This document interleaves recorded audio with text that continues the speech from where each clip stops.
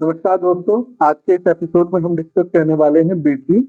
B tree क्या है? Balance search tree. Balance search tree generally design किया गया है जहाँ पे मैग्नेटिक डिस्क हो या फिर direct access secondary storage devices हो। इसके लिए हम लोग यूज करते हैं। जनरली ये डेटाबेसेस और फाइल सिस्टम्स के लिए यूज किया जाता है और इसको जो है आर्बिट्री के inventor Rudolf Bayer and McCreight ने बनाया था। अगर प्रोनाउंसिएशन गलत हो तो उसके लिए मैं माफी चाहूंगा।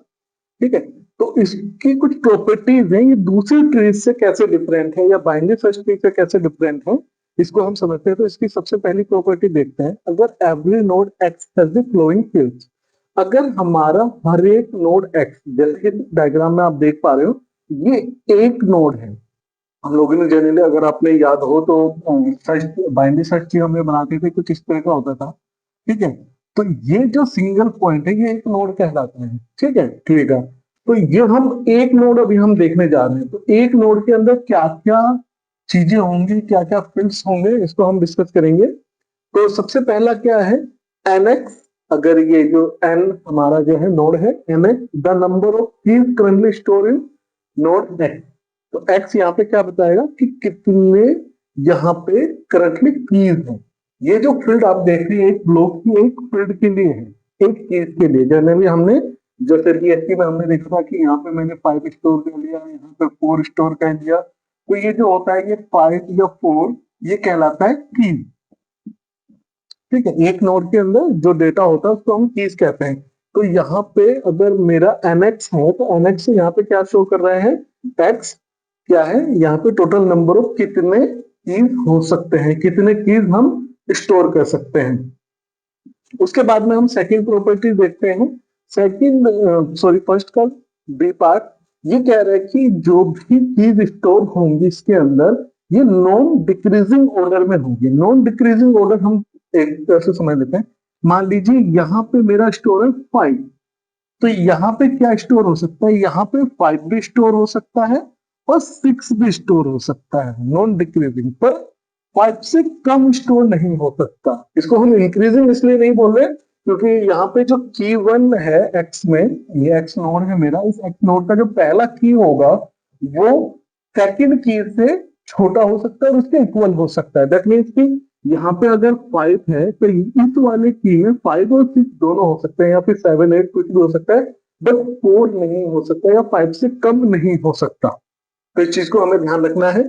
तो फर्स्ट प्रॉपर्टी क्या है? एक्स डिनोट कर रहा है कि इस नोड के अंदर टोटल नंबर ऑफ कीज कितनी है, एंड देन अगर हमारा कीज होंगी तो वो कीज किस ऑर्डर में होंगी, किस तरह से स्टोर होंगी, वैल्यूज क्या होंगी उन कीज की। तो यहाँ पे नॉन डिक्रीजिंग ऑर्डर होगा। दैट मीन्स कि यहाँ पे 5 है तो यहाँ पे 5 हो सकता है, 6 हो सकता है, या 5 से ग्रेटर कुछ भी वैल्यू हो सकती है। 5 के इक्वल और 5 से ग्रेटर कोई भी वैल्यू हो सकती है। इस तरह से हम स्टोर करते चले जाएंगे कीज के अंदर। ठीक है। तो सेकंड प्रॉपर्टीज क्या है? Each internal node x contain NX plus 1 pointers. अब यहाँ पे पॉइंटर्स क्या है? ये जो आप देख रहे हैं यहाँ पे ये पॉइंटर्स कहलाते हैं। ठीक है। ये पॉइंटर्स क्या है? ये नीचे पॉइंट हो रहा है, इनको हम ब्लॉक पॉइंटर भी बोलते हैं या ट्री पॉइंटर बोलेंगे हम इनको। तो जैसे बीपी लिखा हुआ है तो ये है ब्लॉक पॉइंटर। अब ये ब्लॉक पॉइंटर किसको डिनोट करेंगे? ये ब्लॉक पॉइंटर कनेक्ट होंगे चिल्ड्रन से, जो भी इसके चाइल्ड होंगे उनसे हम कनेक्ट करेंगे।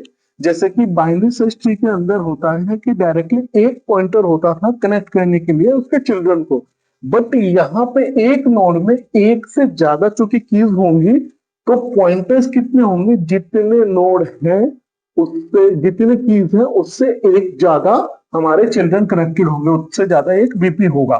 BP that means block pointer, या इसको हम ट्री पॉइंटर भी कह सकते हैं। और जो यहाँ पे स्टोर होगा, ये जैसे मैंने 5 आपको दिखाया है तो 5 अकेला नहीं होगा, 5 के साथ में होगा आरपी। आरपी क्या है? Record pointer. की प्लस रिकॉर्ड पॉइंटर, दो चीजें स्टोर करेगा, की प्लस रिकॉर्ड पॉइंटर। तो यहाँ पे क्या स्टोर होगा? कीज। और अगर मान लीजिए यहाँ पे मेरे कीज हैं, जैसे कि आप इस डायग्राम में देख पा रहे हैं, यहाँ पे 3 कीज हैं।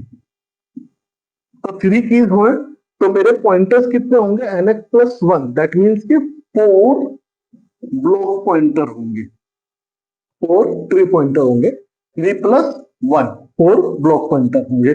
तो इन चीजों को हम समझते हैं अच्छे से। एक बार दोबारा से मैं बता देता हूँ, फिर इसके आगे की प्रॉपर्टीज को डिस्कस करेंगे इसी वीडियो के अंदर। तो सबसे पहला क्या है, हमने देखा कि ये एक नोड है हमारा, जैसे कि यहाँ पे ये 5 था बीएसटी के अंदर, इसी तरह से बी ट्री के अंदर ये एक नोड है।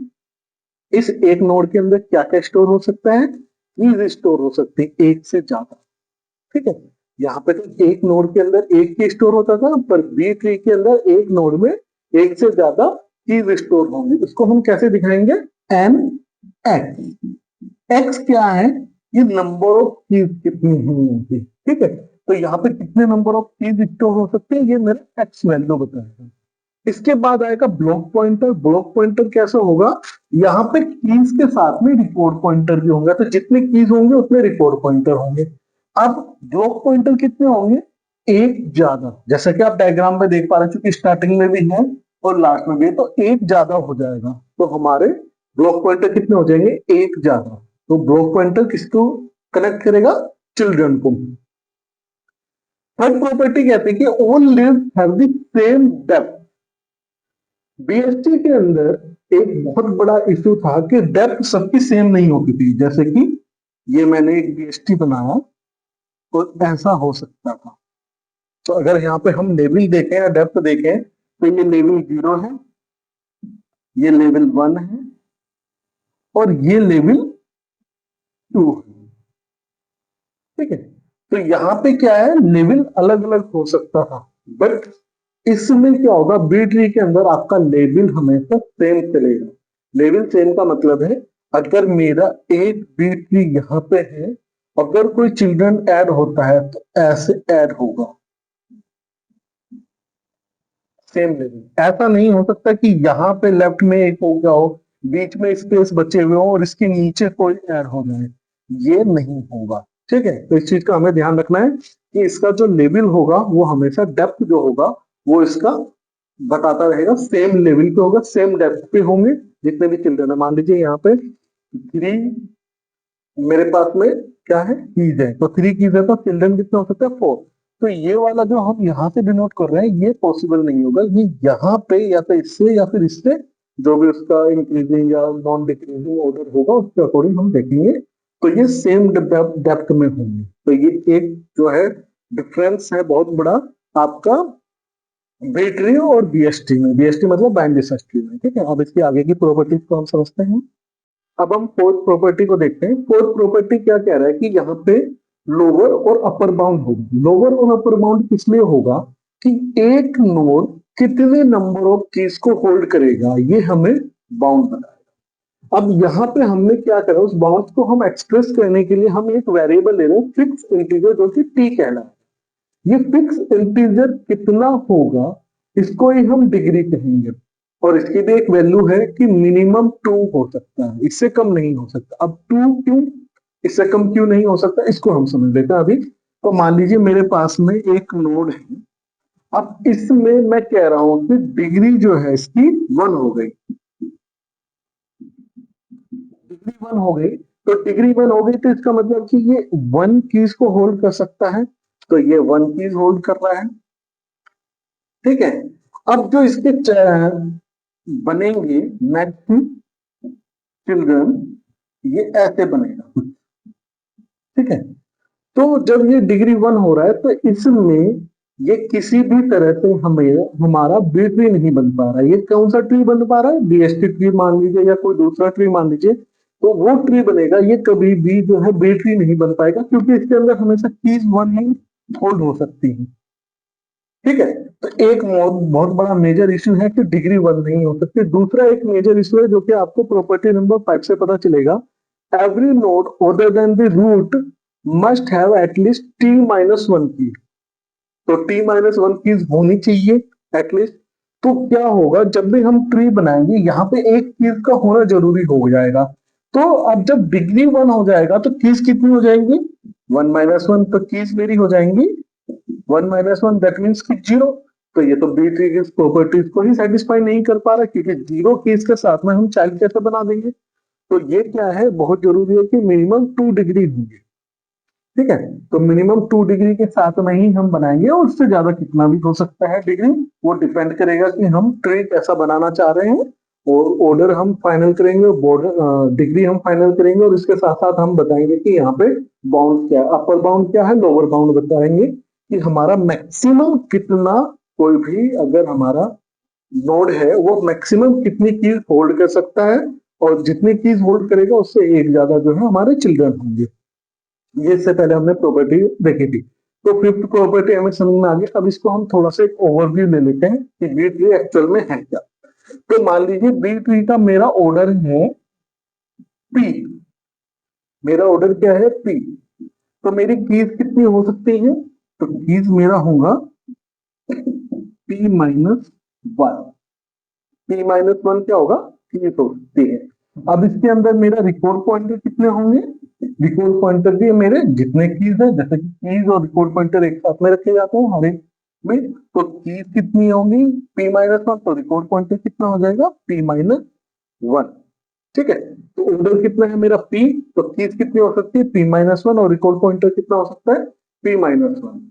ठीक है, अब इसके बाद जान लेते हैं कि हमारा रूट के अंदर कितनी वैल्यूज आ सकती हैं, कितनी कीज आ सकती हैं, और जो लीफ नोड है या फिर जिसको हम चिल्ड्रन कहेंगे, क्योंकि ब्लॉक पॉइंटर से चिल्ड्रन कनेक्टेड होंगे, ठीक है, तो वो चिल्ड्रन कितनी कीज होल्ड कर सकते हैं। तो जैसे अगर हम एक रूट मान लीजिए और एक हो गया इंटरमीडिएट नोड,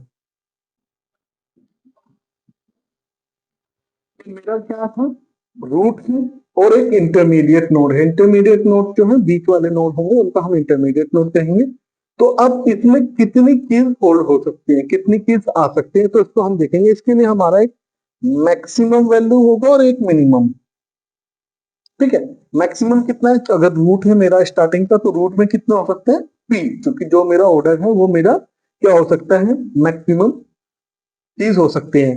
और मिनिमम कितनी होंगी, तो मैंने बताया था कि टू तो मिनिमम होगी होंगी, क्योंकि उससे डिग्री कम नहीं हो सकती, तो टू मेरी क्या हो जाएगी मिनिमम। सिमिलरली अब इंटरमीडिएट नोट के लिए क्या कंडीशन है, इंटरमीडिएट नोट के लिए ऑब्वियसली मैक्सिमम मैंने पी दे दिया, तो इंटरमीडिएट में भी ऑर्डर कितना हो सकता है पी।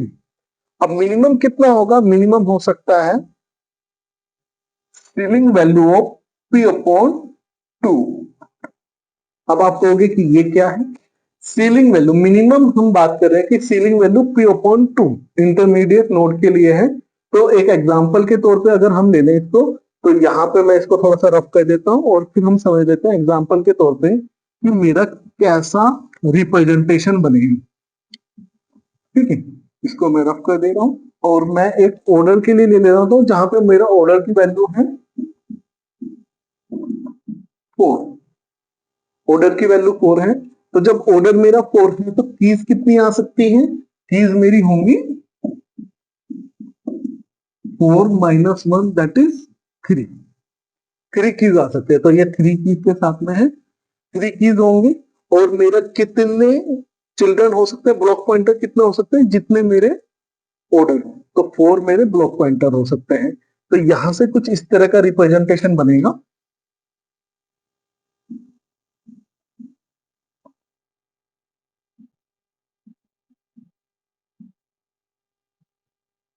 थ्री कीज के साथ में ये ब्लॉक पॉइंटर मेरा, मैं वन कह देता हूं इसको। देन ये सेकंड बनेगा similarly, total number of children कितने हो जाएंगे फोर। तो ये मेरे सारे कनेक्टेड हो चुके हैं। अब इसमें देखिए अगर आप पूरा बीट भी देखेंगे तो कुछ इस तरह का ही रिप्रेजेंटेशन आपको देखने को मिलेगा। तो क्या होगा, नोड होगा, नोड के अंदर कीज होंगी, कीज कितनी होंगी four minus one, four minus one keys होंगी, तो रिकॉर्ड पॉइंटर कितने होंगे फोर माइनस वन। फोर कितना ऑर्डर है मेरा, तो four minus one three record pointer और थ्री कीज हो सकती है। अब चिल्ड्रन कितने होंगे, जितना ऑर्डर है मेरा, तो तीन होंगे।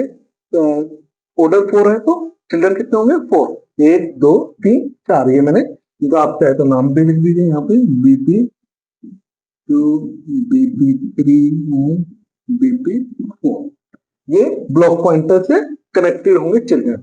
जैसा कि मैंने बताया था डेप्थ, डेप्थ इससे पहले प्रॉपर्टीज हमने दिखाई थी, तो डेप्थ अगर आप देखेंगे सेम लेवल है सबका, लेवल सबका सेम रहेगा। यही मेरा क्या है रिप्रेजेंटेशन है बी ट्री का। अब इसके नेक्स्ट एपिसोड में हम डिस्कस करेंगे कि बी ट्री के अंदर इंसर्जन कैसे होगा, एलिमेंट को हम कीज को कैसे स्टोर करेंगे, ये इसके नेक्स्ट एपिसोड में हम डिस्कस करने वाले हैं। अगर आपको कोई भी क्वेरीज है, कोई भी इश्यूज आता है या समझने में कहीं इश्यूज है, तो आप कमेंट सेक्शन में डाल सकते हैं, मैं पर्सनली उसको आपको सोल्व करने की कोशिश करूंगा। That's all for today, thank you.